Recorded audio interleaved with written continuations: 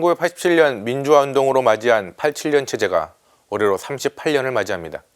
대통령 직선제와 소선거제를 바탕으로 한 국회의원 선출과 지방자치제를 뼈대로 하는 87년 헌법은 대한민국 민주주의의 자랑입니다. 제6공화국의 헌법질서, 일명 87년 체제를 바탕으로 정권교체는 평화롭게 이루어졌습니다. 세계 각국은 대한민국을 민주주의 선진국으로 불렀습니다. 하지만 독재자를 몰아내고자 했던 제왕적 대통령은 역설적으로 대통령 자신을 스스로 파멸로 이끌었습니다. 대통령은 탄핵으로 임기를 마치거나 퇴임 후에 수사를 받았습니다. 영부인을 비롯해 대통령 친인척과 주변에는 부정부패가 끊이지 않았습니다. 지지율이 하락한 대통령은 통합의 중심이 되지 못하고 진영 간 증오정치에 몰두했습니다. 정치는 주술과 같은 유튜버들에게 휘둘렀습니다. 87년 체제로 독재자를 몰아냈는데 독재자가 쫓겨난 자리에는 민주주의의 가면을 쓴 제왕이 자리했습니다. 그 제왕적 대통령제의 절정이 윤석열 대통령이 일으킨 불법 계엄입니다. 또한 1997년 IMF 사태로 마련된 경제 모델도 올해로 28년을 맞이합니다. IMF로 시련을 겪었지만 한국 경제는 한 단계 도약했습니다. 한국 경제의 체질은 정부 주도의 계획 경제에서 기업 중심의 자유시장 경제로 체질이 변했습니다. 마침 개방화되고 자유화된 국제 질서 속에서 97년 모델인 한국 경제는 빠르게 성장했습니다. 세계 곳곳에서 메이드 인 코리아, 즉 한국 기업의 상품과 광고를 만날 수 있게 되었습니다. K-팝과 K-드라마를 비롯해 가장 한국적인 것이 가장 세계적인 시대를 맞이하게 되었습니다. 하지만 세계화 시대, 대한민국의 성장 엔진이던 97년 경제 모델은 그 수명을 다하고 있습니다. 높은 성장을 자랑하던 경제 성장률은 올해 1%를 넘어 미래 0%로 추락할 것이라는 예측입니다.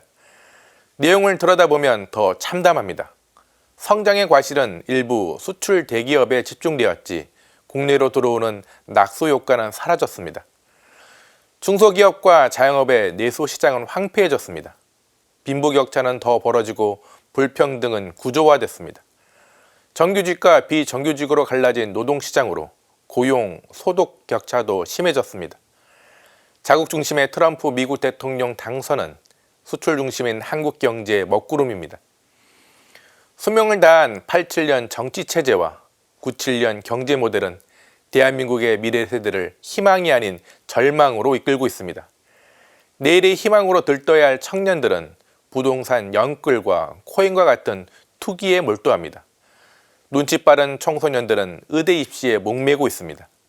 출산율은 곤두박질치고 올해부터 한국은 고령 사회를 넘어 초고령화 사회로 진입합니다. 절망에 빠진 청년들은 장애인과 여성 등 사회적 약자에 대한 혐오로 불행의 원인을 찾고 있습니다. 하지만 여기서 멈출 수는 없습니다. 절망을 희망으로 바꾸어야 합니다. 아직은 미약하지만 개헌을 비롯한 사회 곳곳에서 들려오는 사회 대개혁의 목소리는 변화의 시작입니다. 그 희망의 순례에 교회도 함께합니다. 언제나 교회는 변화를 희망하는 이들의 자리였습니다. 87년 대통령 직선제를 요구하며 명동 성당으로 피신했던 시위대는 민주주의가 실현된 공화국을 꿈꾸었습니다. 97년 금 모으기 운동 등 시대의 아픔에 동참했던 교회는 우는 이들과 함께 울었습니다. 교회는 희망의 순례자로서 변혁을 꿈꾸는 이들의 피난처, 야전병원이었습니다. 87년 정치체제와 97년 경제 모델을 넘어서는 새로운 희망에 교회도 함께할 것입니다.